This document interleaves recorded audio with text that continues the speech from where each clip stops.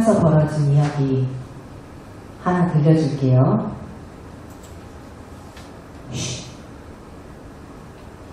어디서 소리가 나나요? 누가 몰래 엿듣나봐요. 큰일 났네. 누가 들었으면 어쩌지?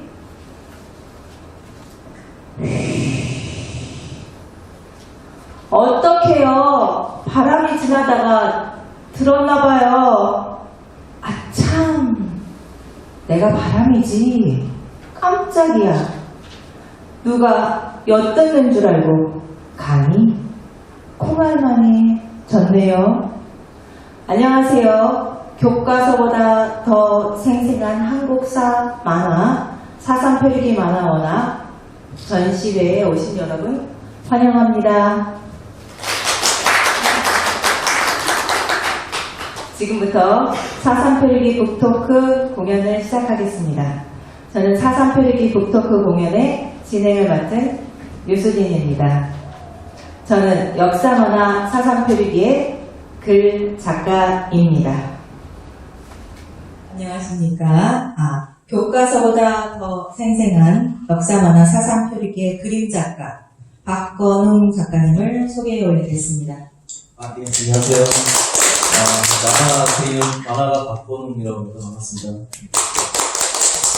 박건웅 작가님은 홍익대학교 회화과를 졸업했고 2000년부터 만화를 그렸습니다. 특히 한국 현대사를 소재로 만화 작업을 하고 있으며 최근에는 시사 풍자의 영역으로 만화 상상력을 확장시키고 있습니다. 저서로 노금리 이야기, 짐승의 시간, 그 해복, 제시 이야기가 있으며 오늘의 우리 만화상 부천 만화대상을 수상한 바 있습니다. 안녕하세요, 박건웅 작가님. 예, 안녕하세요. 작가님과 함께 4월 3일 출간을 마치려고 작업하는 날들이 있었는데요. 오늘은 벌써 5월 23일입니다. 시간이 참 빠르다는 생각이 드네요. 5월이 됐습니다. 1년 12달 어디 아름답지 않은 달이 있겠습니까? 그렇지만 그 중에서 특히 봄의 달 4월과 5월은 정말 아름다운 날씨를 가졌습니다. 이 아름다운 5월에 만화 전시회도 열고 또 북토크 공연도 하게 되어 참 기쁩니다. 박 작가님, 4월과 5월을 어떻게 보내고 계시는지? 4월, 5월 바쁘게 잘 지내고 있습니다. 이제 만화가들은 이제 마감의 연속이라고 하거든요. 마감이 하나 끝나면 좀 이렇게 이제 쉬어야겠지 생각하면 또 마감이 또 닥쳐오고 그러니까 이제 정부에서는 주 120, 62시간 노동이라고 69시간 노동제라고 하는데 실제로 만화가들이 그걸 실천하고 있다라고 할 정도로 만화가들이 이제 많은 밤샘 작업도 많이 하고 있습니다. 이번에 사삼 표리기 같은 경우는 이제 11월 말에 저희한테 연락을 주셨어요. 이런 이제 시 문학상 작품들이 있는데 이것과 곁들여서 만화를 해보면 어떻겠냐는 제안을 주셔가지고 11월 말부터 한 3월 말까지요? 그때부터 원래 한 제작 과정들이 좀 제대로 하면 한 1년 내지는 한 권 제작할 때는 그 정도 시간이 걸리는데 한 4, 5개월 만에 3, 4개월이죠. 3, 4개월 만에 작품을 마무리하기 위해서 밤샘 작업을 하고 바쁘게 이제 했는데 의외로 이제 출판사 대표님하고 편집자님 이른바 궁합이 잘 맞는다고 하죠. 그렇게 하면 서로 피드백도 잘 맞으면 작업이 수월하게 진행됐던 케이스라고도 할 수 있습니다.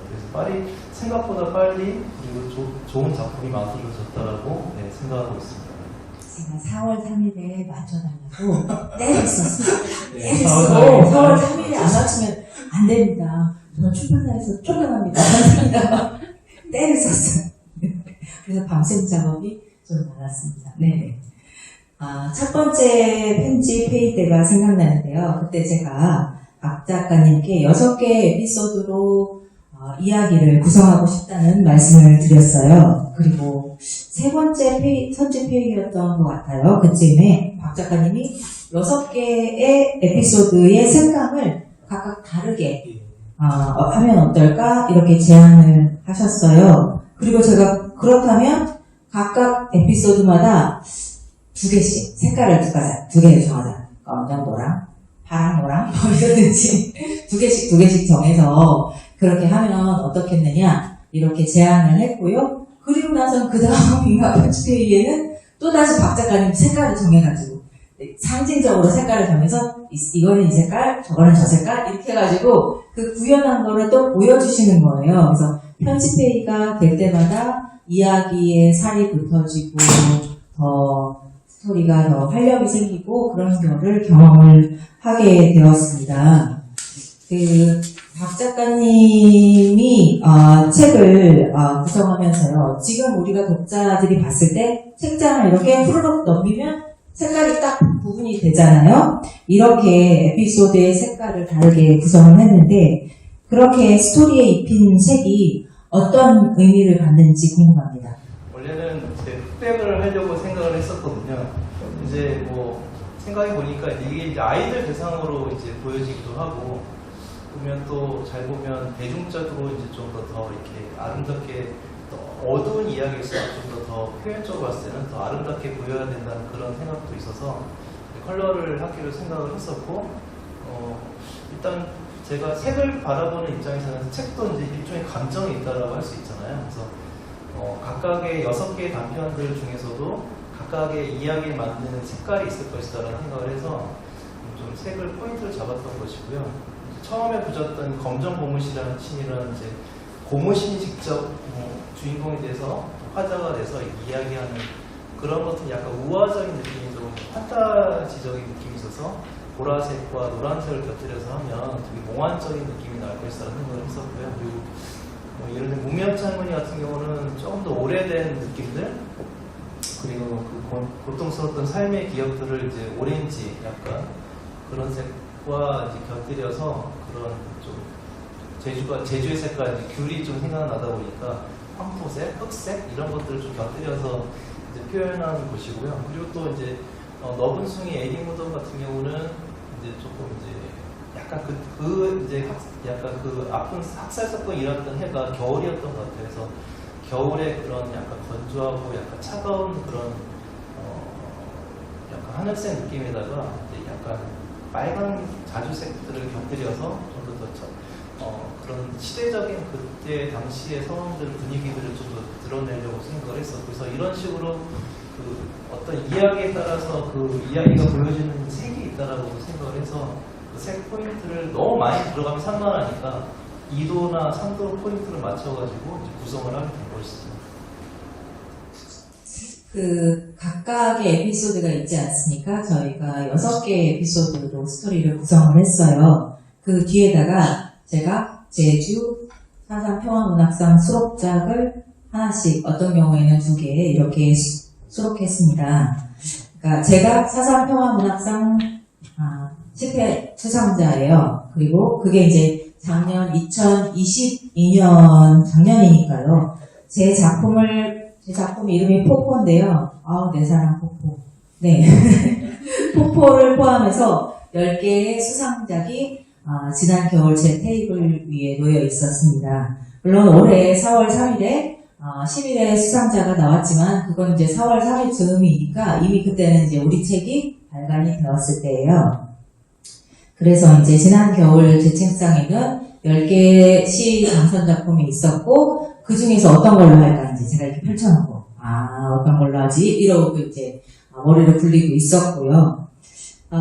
어떻게 선정을 하게 됐냐면 저는 이제 제가 구현하고 싶은 사건 배경 사건 그것과 같은 배경 사건을 하고 있는 거를 고른 거예요. 제가 이 얘기를 써야지 이 얘기를 쓰고 싶어. 그런데 이것과 같은 배경을 이루고 있는 당선작품 2천만 원 받은 거거든요. 엄청난 대한민국 최고의 시로 인정받은 작품들이에요. 그래서 그 선생님들의 시를 실어야 되겠다 이렇게 해서 배치를 했습니다. 그러면서 제가 이제 박 작가님께 만화에 구현할 때 무엇을 요구했냐면요. 자막이라는 말씀을 드렸어요. 그러니까 스토리가 막 우리가 박 작가님하고 저하고 저는 글로 막 이렇게 합시다. 박 작가님은 그림을 막 그려서 이렇게 합시다. 뭐 이래가지고 협업으로 이제 스토리가 나오는데 그 스토리 뒤에 당선 작품을 넣되 배경 사건이 같은 당선 작품이죠. 넣되 그 당선 작품이 마치 자막같이 우리가 아주 감명 깊은 영화를 보고 나면 그 어떤 자막이 이렇게 올라갈 때도 그 여운이 그대로 남잖아요. 그러면서 이야기가 여러분 끝나가고 있어요. 이제 마음을 정리하셔야 돼요. 라는 느낌으로 자막처럼 그려주세요. 라고 제가 요청을 드렸어요. 이제 사상 표리기를 보면요. 이제 만화 부분과 시 부분 톤이 완전히 다릅니다. 붓터치도 다르고요. 그리고 같은 색인데 색의 농도도 뭔가 달라요. 저는 글작가고 또 박 작가님은 그림 작가시기 때문에 같은 이야기를 다른 도구를 사용해서 형상화하고 있다 보니까 사실 둘이 같은 얘기를 편집해서 했는데 집에 가서 딴짓을 한 경우가 많아요. 그래서 이렇게 구성하신 데에는 그러니까 제가 의도했던 것 이상의 어떤 사실은 무엇을 보여주시기도 했거든요. 그래서 이렇게 구성하신 데에는 어떤 의도와 의미가 숨어 있을까 궁금하게 생각하고 있습니다. 그림은 좀 시를 중심으로 보고 너무 튀면 안 되겠다라는 게 중점적이었고요. 그래서 좀 정려화법으로 해서 이제 은근히 시를 배경의 뒤로 뒤에 빠져 보이게 그렇게 표현하다 보니까 점유화 기법이 나왔던 것이고, 만약에 시화를 만화의 부분 그림처럼 목파나 느낌을 강하게 나왔다면 오히려 그림은 시를 죽이는 결과가 나와서,